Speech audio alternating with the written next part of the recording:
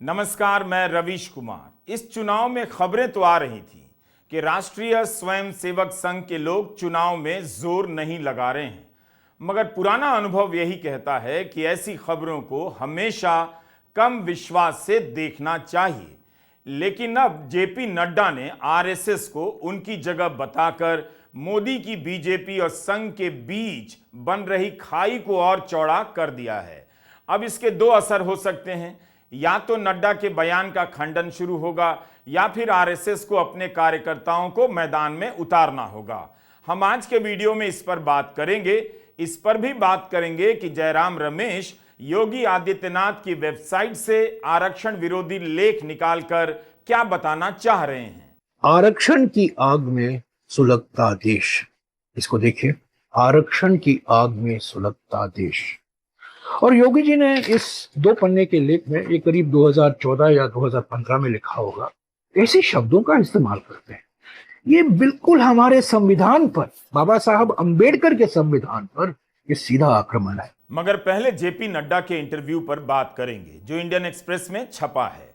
नड्डा के इंटरव्यू को लेकर कई लोग उत्साहित हो सकते हैं कि आरएसएस और बीजेपी में अनबन है, लेकिन याद रखिएगा, ईडी और जेल जाने का डर उनके भीतर भी ज्यादा है। विपक्ष को जेल भेजकर असल में बीजेपी और संघ को भी चुप कराया गया है। दिलचस्प यह है कि जेपी नड्डा, जो खुद एक्सटेंशन पर चल रहे हैं, बीजेपी के परमानेंट मातृ संगठन को उसकी जगह बता रहे हैं। इंडियन एक्सप्रेस की लिज मैथ्यू से नड्डा ने कहा कि बीजेपी उस समय से अब काफी बड़ी हो गई है जब उसे आरएसएस की जरूरत थी। अब बीजेपी सक्षम और अपने मामले खुद संभालती है। आरएसएस वैचारिक फ्रंट है और अपना काम करता है। जेपी नड्डा ने कितनी सफाई से बीजेपी और आरएसएस में काम के बीच का बंटवारा कर दिया। उन्होंने वैचारिक फ्रंट बनाकर बीजेपी के भीतर और बाहर से काम कर रहे आरएसएस के लाखों कार्यकर्ताओं की भूमिका भी तय कर दी। इंडियन एक्सप्रेस में जेपी नड्डा का इंटरव्यू कल छपेगा, लेकिन इसके अंश को लेकर आज अखबार ने पहली खबर बनाई है। लिज मैथ्यू ने लिखा है कि नड्डा से पूछा गया कि अटल बिहारी वाजपेयी से लेकर आज के समय के बीच आरएसएस की मौजूदगी कितनी बदल गई है। इसी के जवाब में जेपी नड्डा कहते हैं कि शुरू में हम अक्षम होंगे, थोड़ा कम होंगे, आरएसएस की जरूरत पड़ी थी, आज हम बढ़ गए हैं, सक्षम हैं, तो बीजेपी अपने आप को चलाती है। यह बात मोहन भागवत कहते तो शायद ठीक लगती, लेकिन जिसे बड़ा किया जाता रहा है वही कह दे कि अब हम बड़े हो गए हैं, तो उसे खड़ा करने में दिन रात खटने वाले संघ के प्रचारकों को बात कुछ चुभ सकती है। यह जरूर है कि मोदी के दौर में दर्द बाहर नहीं आएगा। सबको नितिन गडकरी की तरह सहना और रहना सीखना होगा। एक नजर में जेपी नड्डा का यह बयान तो पाकिस्तान जाकर जिन्ना को सेकुलर बताने वाले आडवाणी के बयान के जैसा लगता है, मगर वैसा असर होगा नहीं, क्योंकि उस समय आरएसएस का दबदबा था। इतना कि 2005 में आडवाणी को बीजेपी के अध्यक्ष पद से इस्तीफा देना पड़ा। लाल कृष्ण आडवाणी 6 दिनों के लिए पाकिस्तान गए और जिन्ना की कब्र पर चले गए। आज मोहन भागवत इस स्थिति में नहीं है कि अपना जोर दिखा सकें। उन्हें पता है कि यह वो बीजेपी नहीं जिसे संघ ने खड़ा किया था। मोदी की बीजेपी है, मोहन भागवत की नहीं। जेपी नड्डा जिस पद पर हैं उस पद पर उनका चुनाव नहीं हुआ है। वे बीजेपी के मनोनीत अध्यक्ष हैं। जैसे मल्लिकार्जुन खड़गे चुनाव में शशि थरूर को हराने के बाद कांग्रेस के अध्यक्ष बने, वैसे जेपी नड्डा अध्यक्ष नहीं बने। जेपी नड्डा को काफी समय से विस्तार मिल रहा है। इस समय भी जून के महीने तक के लिए विस्तार पर हैं। आमतौर पर जेपी नड्डा को लेकर मजाक उड़ता है कि विधानसभा चुनाव में जब बीजेपी हारती है तब टीवी चैनलों पर मोदी की जगह नड्डा की तस्वीर लगा दी जाती है। यह बात सही भी है। जब बीजेपी जीतने लगती है तो चैनल वाले मोदी की तस्वीर लगाते हैं, जब हारती है तब नड्डा की तस्वीर लगा देते हैं। राष्ट्रीय अध्यक्ष होते हुए नड्डा बीजेपी की सत्ता संरचना में तीसरे नंबर के नेता माने जाते हैं, लेकिन आज उन्होंने जो बयान दिया वो पहले नंबर के नेता के कद का है। बल्कि पहले नंबर के नेता अगर ऐसा बयान देते तो आरएसएस खुद को समझा भी लेता, लेकिन नड्डा के कहने के बाद संघ का भीतरी दर्द थोड़ा बढ़ तो जाएगा। इंडियन एक्सप्रेस की लिज मैथ्यू ने सवाल पूछा, क्या बीजेपी को अब आरएसएस के समर्थन की जरूरत नहीं? नड्डा कहते हैं, देखिए पार्टी बड़ी हो गई है, हर किसी की भूमिका तय हो चुकी है। आरएसएस एक सांस्कृतिक और सामाजिक संगठन है, हम लोग राजनीतिक संगठन हैं। संघ की जरूरत का सवाल नहीं। आरएसएस वैचारिक फ्रंट है, वो वैचारिक रूप से अपना काम करते हैं, हम अपना काम करते हैं। हम अपनी तरह से अपने मामलों को संभालते हैं और एक राजनीतिक दल को वही करना चाहिए। इस तरह के बयान आरएसएस की तरफ से और बीजेपी की तरफ से दिए जाते रहे हैं, लेकिन इस समय में चुनाव के बीच में नड्डा का यह बयान अलग अर्थ रखता है। बीजेपी में हर किसी को पता होता है आरएसएस के बारे में कब, क्या और कैसे बात करनी है। बेशक आरएसएस अपने आप को सांस्कृतिक और सामाजिक संगठन कहता है, लेकिन सबको पता है कि बीजेपी में आरएसएस के लोग सक्रिय रहते हैं। आरएसएस बीजेपी के मुद्दों को सर पर ढोती है या संघ के मुद्दे को बीजेपी अपने कंधे पर, कोई फर्क नहीं करता।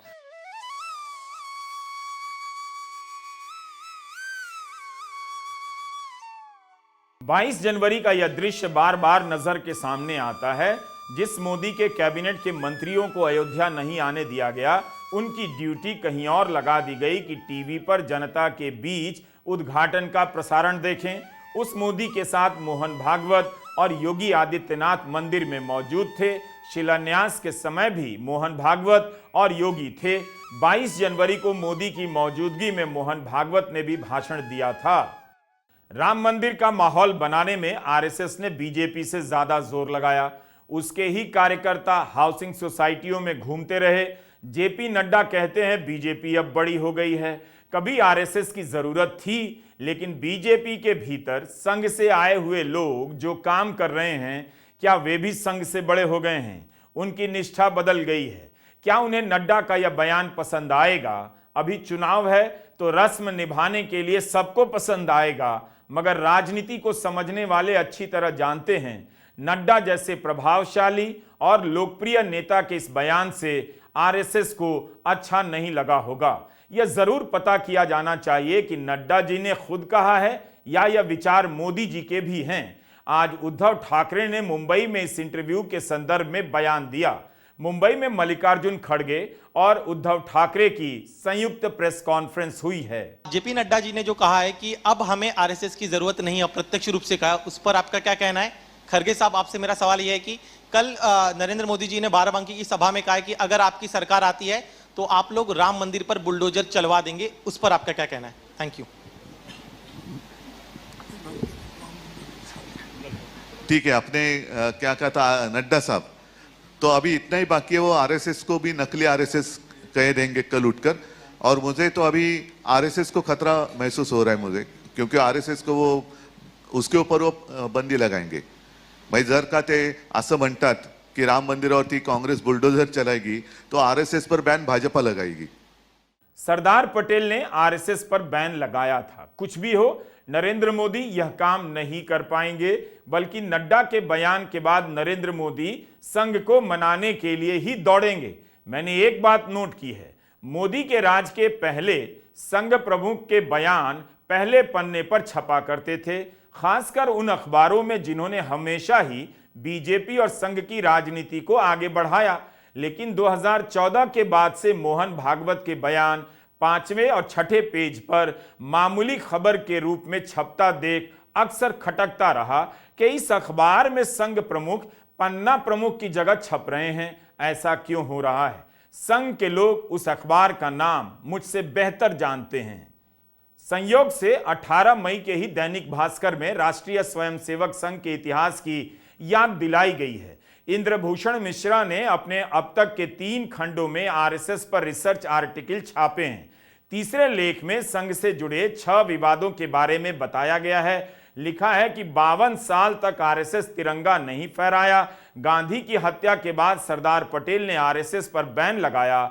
इंद्रभूषण मिश्रा लिखते हैं कि फरवरी 1948 में सरदार पटेल ने नेहरू को एक पत्र में लिखा और भेजा कि गांधी जी की हत्या में आरएसएस का सीधा हाथ नहीं था, इस हत्या में हिंदू महासभा के गुट का हाथ था। आरएसएस कई दूसरे पापों और गुनाहों के लिए जवाबदेह है, मगर इस पाप के लिए नहीं। लेकिन कुछ महीने के बाद 1948 के जुलाई में पटेल ने हिंदू महासभा के नेता और बाद में जनसंघ के संस्थापक रहे श्यामा प्रसाद मुखर्जी को एक पत्र लिखा।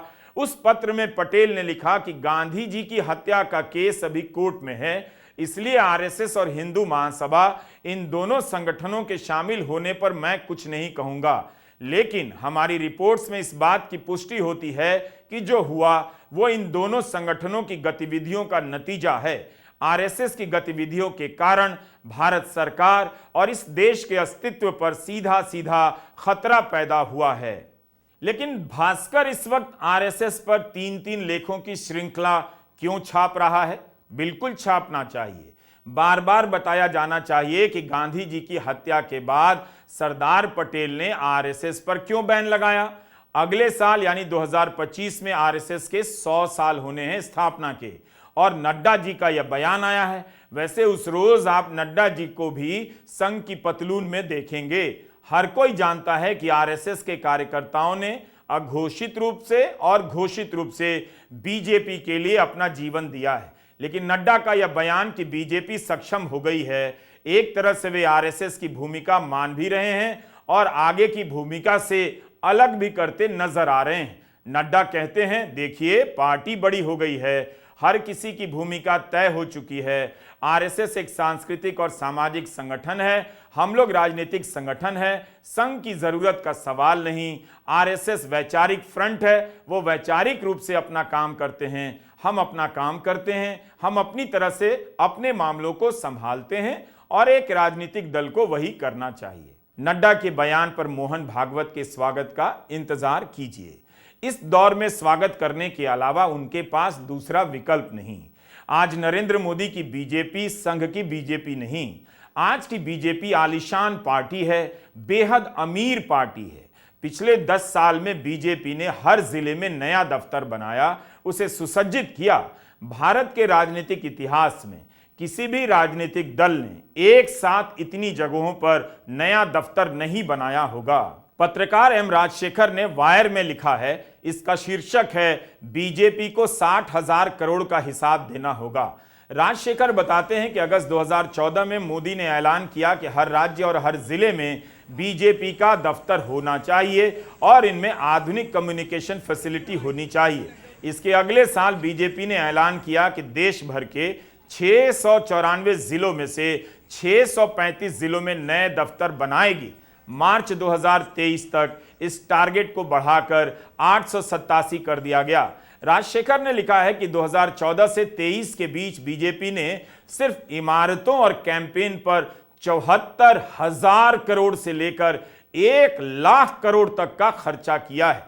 यह आंकड़ा इस अंतराल में पार्टी की घोषित आय से 5 से 7 गुना अधिक है। वे लिखते हैं कि इलेक्टोरल बॉन्ड से जो आंकड़ा सामने आया है वो असल आय का 10% भी नहीं हो सकता।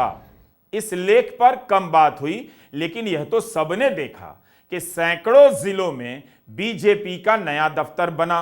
जाहिर है बीजेपी के पास पैसा तो है, इलेक्टोरल बॉन्ड और इलेक्टोरल ट्रस्ट से ही उसके पास करीब 13,000 करोड़ से अधिक पैसा आया है। इतने पैसे से जेपी नड्डा अपने पुराने कार्यकर्ताओं को फॉर्च्यूनर कार गिफ्ट कर सकते हैं या चुनाव के समय बीजेपी के हर एक कार्यकर्ता को 1-1 लाख की सैलरी दे सकते हैं। इतनी अमीर पार्टी के कार्यकर्ताओं को कुछ तो मिलना ही चाहिए, उन्हें भी मांगना चाहिए। मोदी सरकार के 10 साल में सिर्फ एक वाकया ऐसा हुआ जब मोदी के मंत्री संघ के साथ मीटिंग करने गए, उसके बाद से दोबारा यह वाकया नहीं हुआ। आरएसएस का जिक्र केवल इसी संदर्भ में आता रहा कि मोदी को जिताने के लिए घर घर में इसके कार्यकर्ता घूम रहे हैं या फिर यूनिवर्सिटी में भर्तियों में अपने लोगों को लगवाने में लगे हैं।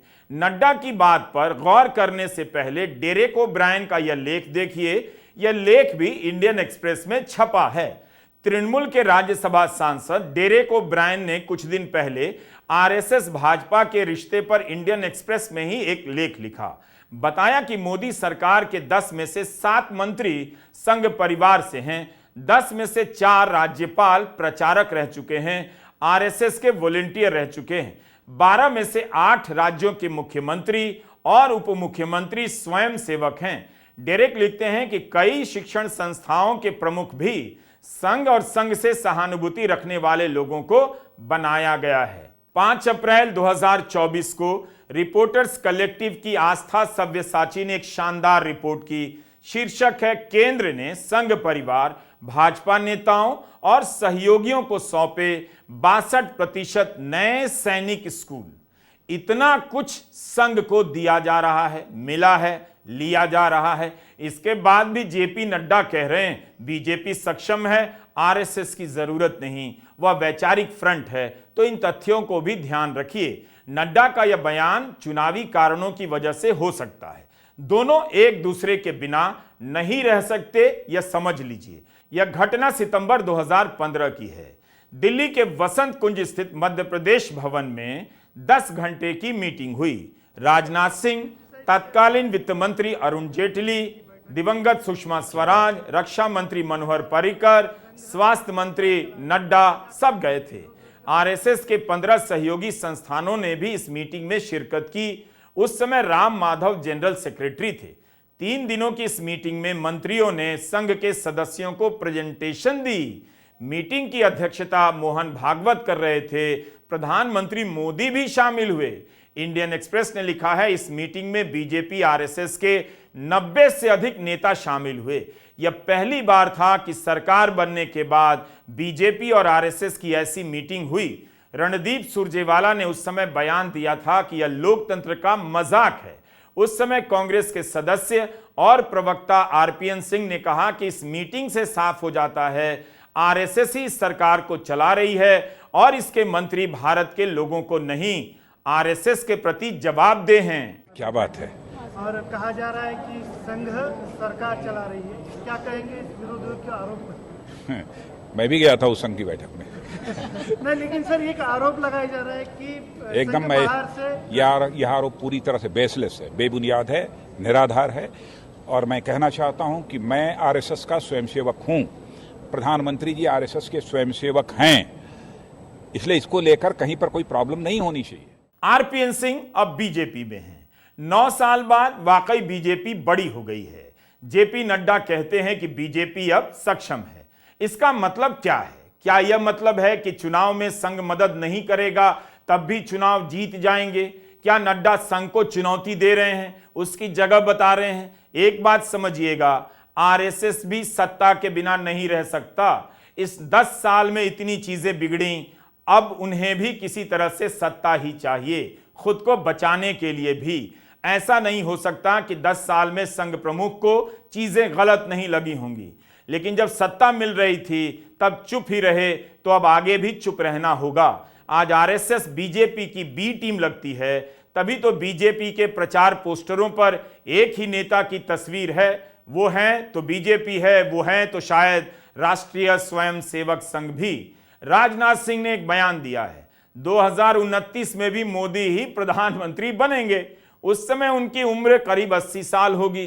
राजनाथ का यह बयान बता रहा है कि आज की बीजेपी में जब इतना ही कहने की आजादी है तो इतना ही बोलो कि 2029 में मोदी ही प्रधानमंत्री बनेंगे और बहुत खुश करना है और कुछ नहीं बोल सकते, तो क्या पता एक दिन यह भी कह देंगे 2035 में वही प्रधानमंत्री बनेंगे।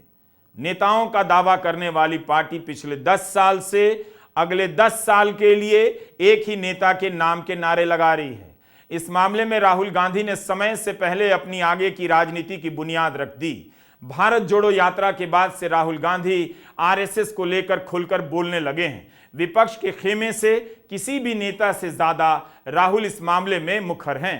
उनके साथ साथ मल्लिकार्जुन खड़गे भी संघ को लेकर साफ साफ कह रहे हैं कि यह चुनाव विचारधारा की लड़ाई है, मगर बीजेपी के भीतर तो सत्ता की लड़ाई चल रही है।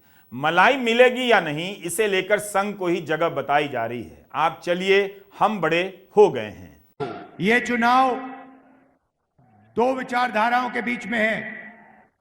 इंडिया अलायंस, राहुल गांधी, मल्लिकार्जुन खड़गे जी रेवंत रेड्डी जी कहते हैं कि इसको बचाना है, इसकी रक्षा करना है, और नरेंद्र मोदी, अमित शाह, आरएसएस के नेता कहते हैं इस किताब को बदल दिया जाए, इसको फेंक दिया जाए। हम इस किताब की रक्षा करेंगे। कोई भी शक्ति इस किताब को डैमेज नहीं कर सकता है, खत्म नहीं कर सकता। खास करके हमने जो आज शपथ लिया, इस देश में संविधान बचाने का शपथ लिया है, इसको बचा के रहेंगे, हर कीमत पे बचाएंगे। ये संविधान सबके लिए है, सिर्फ रिजर्वेशन के लिए नहीं है। ये संविधान हमारे मूलभूत अधिकारों के लिए है। बोलने का अधिकार, लिखने का अधिकार, हमको जो काम करना चाहिए उसका अधिकार, हर चीजों का अधिकार इस किताब में है। इसको छीनना चाहते हैं मोदी जी, आप लाख कोशिश करो, आप कभी इसको छू नहीं सकते, और आपकी आरएसएस भी इसको छू नहीं सकती। दैनिक भास्कर की सीरीज जरूरी है, उसे आप पढ़िए। इस सीरीज में आरक्षण और संघ के विवाद पर भी विस्तार से लिखा जा रहा है। 2015 में ऑर्गेनाइजर में संघ प्रमुख मोहन भागवत का इंटरव्यू छपा। उस इंटरव्यू में उन्होंने आरक्षण को लेकर बयान दिया और हंगामा मच गया। उन्होंने कहा कि आरक्षण की समीक्षा करनी चाहिए। लालू यादव और नीतीश कुमार ने बिहार चुनाव में इस मुद्दे को खूब भुनाया। इसके बाद संघ को बयान जारी कर सफाई देनी पड़ी। 29 सितंबर 2015 को संघ ने मोहन भागवत के आरक्षण के बयान पर विज्ञप्ति जारी करते हुए अपना पक्ष रखा। अभी तक भास्कर लिखता है 6 सर संघ चालक हुए हैं, इनमें से 5 मराठी ब्राह्मण और 1 उत्तर प्रदेश से आने वाले ठाकुर, यानी सभी सवर्ण। संघ के दूसरे सर संचालक गुरु गोलवलकर ने अपनी किताब बंच ऑफ थॉट्स में वर्णाश्रम व्यवस्था यानी जातिवादी व्यवस्था की तारीफ की है। मनमोहन वैद्य का भी बयान है कि लंबे समय तक आरक्षण की व्यवस्था ठीक नहीं। आरक्षण को लेकर संघ समीक्षा की बात कहकर उन सपनों को जगा देता है जिसे व्हाट्सएप यूनिवर्सिटी के जरिए फैलाया जाता है कि आरक्षण एक दिन खत्म होगा। आज बीजेपी के समर्थकों में बहुत सारे इस पर यकीन करने वाले मिल जाएंगे, लेकिन वोट दूसरों का भी चाहिए, इसलिए आधिकारिक रूप से इसका खंडन कर दिया जाता है और बढ़ चढ़कर आरक्षण का समर्थन किया जाता है। इसके बाद आरक्षण विरोध के प्रमाण संघ और बीजेपी नेताओं के यहां से मिल ही जाते हैं। जयराम रमेश ने 2.25 मिनट का एक वीडियो बनाया है, बताया है कि योगी आदित्यनाथ की अपनी वेबसाइट है, उस पर आरक्षण के विरोध में लेख है। यह वीडियो 17 मई को अपलोड हुआ है। आज हम देखते हैं उत्तर प्रदेश के मुख्यमंत्री योगी आदित्यनाथ जी का वेबसाइट। यह है, लिंक है yogiadityanath.in, और इसमें बहुत सारी जानकारियां हैं योगी जी के काम के बारे में, योगी जी के सोच के बारे में, योगी जी के लेख के बारे में। और यहां लिखा हुआ है लेख। तो हम लेख में जाते हैं तो बहुत सारे लेख यहां शामिल किए गए हैं। एक लेख है, 25 नंबर का लेख है, अगर आप देखें इसका शीर्षक क्या है। इसका ये शीर्षक है, आरक्षण की आग में सुलगता देश। इसको देखिए, आरक्षण की आग में सुलगता देश। और योगी जी ने इस 2 पन्ने के लेख में, ये करीब 2014 या 2015 में लिखा होगा, ऐसे शब्दों का इस्तेमाल करते हैं। ये बिल्कुल हमारे संविधान पर, बाबा साहब अंबेडकर के संविधान पर ये सीधा आक्रमण है। ऐसे शब्द, निकम्मा बनाने वाला आरक्षण, और कहते हैं विभाजनकारी राजनीति करने वाला आरक्षण, और कहते हैं आरक्षण का ये भयावह दृश्य देखने को मिल रहा है। देखिए, ऐसे भाषा का इस्तेमाल करना उत्तर प्रदेश के मुख्यमंत्री एकमात्र व्यक्ति नहीं है। मैं समझता हूं ये सोच आरएसएस की सोच है, ये सोच प्रधानमंत्री की सोच है। ये बाबा साहब अंबेडकर के संविधान को हटाना चाहते हैं, 400 पार 400 पार का नारा देकर। असली बात तो ये है कि कभी भी आरएसएस और बीजेपी बाबा साहब अंबेडकर के संविधान से वो स्वीकारती कभी नहीं थी। 1949 में, 30 नवंबर 1949 में ऑर्गेनाइजर, जो आरएसएस की एक पत्रिका है, प्रकाशन है, उसमें लिखा गया था कि इस अंबेडकर के संविधान में मनुवादी आदर्श कहीं नहीं मिलते, मनुवादी आदर्शों से ये प्रेरणा नहीं लेती है। ये उनका लेख है, ये उनका कहना है। तो आज 2024 में हम इस संविधान को सुरक्षित रखने के लिए लड़ रहे हैं। कांग्रेस पार्टी और इंडिया गठबंधन इस संविधान को सुरक्षित रखने के लिए इस चुनाव में उतरी। जयराम रमेश फैक्ट चेकर बन गए हैं। जब मीडिया सत्यता की तफ्तीश नहीं कर रहा, सवाल नहीं पूछता, तो राजनीतिक प्रवक्ता ही फैक्ट चेकर, पत्रकार सब कुछ बन रहे हैं। जयराम लैपटॉप लेकर बैठे हैं, वेबसाइट के पहले पन्ने से वीडियो शुरू होता है, लिंक बताते हैं, फिर लेख वाले सेक्शन में जाते हैं, 25वें नंबर के लेख का शीर्षक पढ़ते हैं, आरक्षण की आग में सुलगता देश। बीजेपी कांग्रेस पर मुसलमानों को आरक्षण देने का आरोप लगा रही है, जबकि बीजेपी के ही सहयोगी चंद्रबाबू नायडू मुसलमानों को आरक्षण देने का वादा कर रहे हैं। नरेंद्र मोदी ने एक बार भी चंद्रबाबू नायडू का नाम लेकर यह मुद्दा नहीं उठाया, जबकि उनके साथ कई बार मंच साझा कर चुके हैं। कर्नाटका में यह आरक्षण कब से लागू है? बिहार में आरक्षण कर्पूरी ठाकुर के समय से दिया जा रहा है, लेकिन सबका साथ सबका विकास का नारा देने वाले प्रधानमंत्री आरक्षण के मुद्दे पर कांग्रेस को घेर रहे हैं। इस चुनाव के बाद अगर आंध्र प्रदेश में जगन रेड्डी को बहुमत मिला और लोकसभा की सीटें उनकी बढ़ गई, तो मोदी उनसे हाथ मिलाने में संकोच नहीं करेंगे। जगन रेड्डी ने भी कहा है कि मुसलमानों के लिए 4% आरक्षण जारी रहेगा। आरक्षण पर प्रधानमंत्री मोदी का बयान एक तरफा छाप दिया जाता है। इसी तरह से मुस्लिम आरक्षण को लेकर नैरेटिव बनाया गया, मगर आपको नहीं बताया गया कि बीजेपी कर्नाटका और आंध्र प्रदेश में जिनके साथ चुनाव लड़ रही है, चुनाव के बाद जिनसे हाथ मिला सकती है, दोनों मुस्लिम आरक्षण के समर्थक हैं। क्या इस आधार पर बीजेपी उनसे हाथ नहीं मिलाएगी? हमारे इस वीडियो को ध्यान से देखिएगा, पड़ोसियों को जरूर दिखाइएगा, एक आध अंकिलों को भी दिखाइए, तो आपका विशेष रूप से शुक्रिया अदा करूंगा। भारत की राजनीति में अंतिम रूप से अभी कुछ भी नहीं लिखा गया है। जेपी नड्डा आरएसएस के बारे में बयान दे रहे हैं, इसका मतलब है अभी बहुत कुछ देखना बाकी है। नमस्कार, मैं रवीश कुमार।